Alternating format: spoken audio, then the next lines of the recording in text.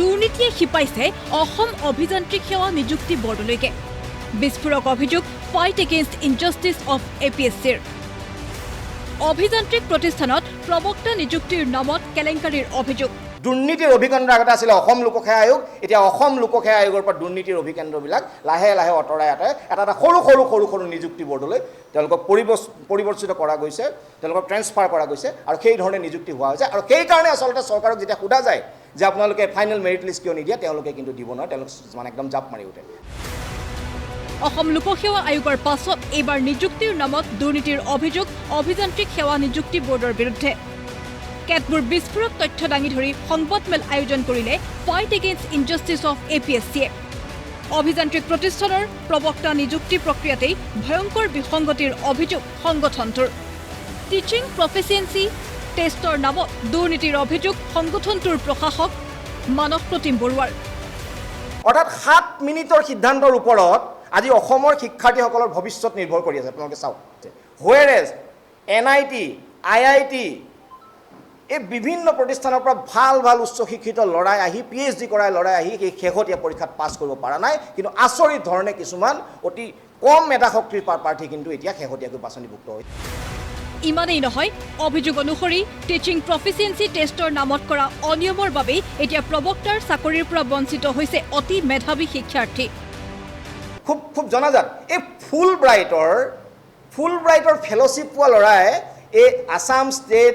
engineering recruitment বৰ্ডৰ পৰীক্ষাত তেওঁৰ বাছনিভুক্ত হ'ব পৰা নাই ইয়াতকৈ আৰু দুৰ্ভাগ্যৰ কথা কিবা হ'ব পাৰে অৰ্থাৎ যিসকল অতি মেধাৱী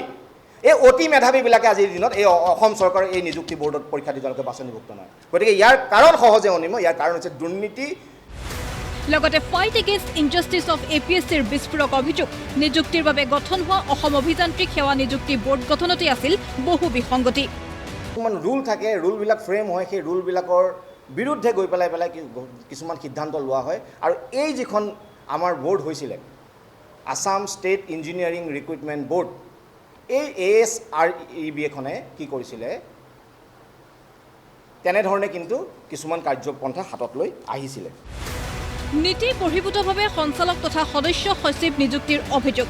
আমি দেখা পালোঁ যে এজন অসামৰিক সেৱাৰ বিষয়া যিজন বিষয়া কলা শাখাৰ স্নাতক যিজন বিষয়া কুখ্যাত তাৰাপ্ৰসাদ দাসৰ দিনত নিযুক্তিপ্ৰাপ্ত সেই মানুহজনক আনি পেলাই আপোনাৰ ৰাতি তেওঁ এজন খুব প্ৰশিক্ষিত মানে খুব ভাল এজন শিক্ষক হিচাপে আছিলে doctor Atul Bora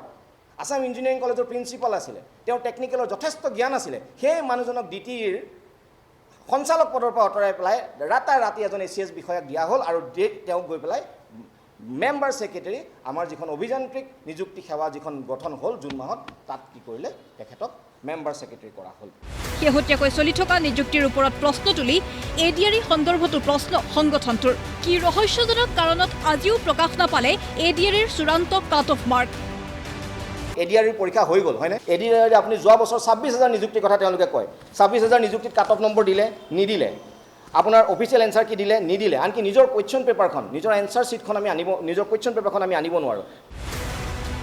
fight against ইনজাষ্টিস of APSCয়ে উত্থাপন কৰা অভিযোগবোৰ যদি সঁচা প্ৰমাণ হয় তেন্তে স্বচ্ছ আৰু নিকা নিযুক্তিৰ জয়গান পৰিণত হ'ব প্ৰশাসনত ব্যুৰো ৰিপৰ্ট প্ৰতিদিন টাইম